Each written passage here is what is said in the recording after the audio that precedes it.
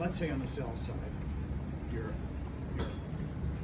up at the top of a bar, all right? Now, you sell, let's say your normal size is 2, you sell 50.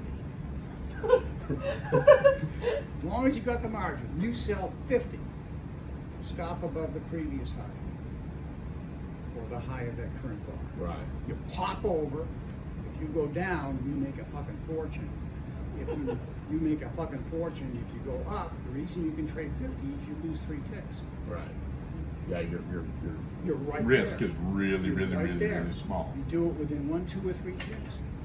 I'm telling you, it's you're gonna have 60, 70% losing trades, maybe more.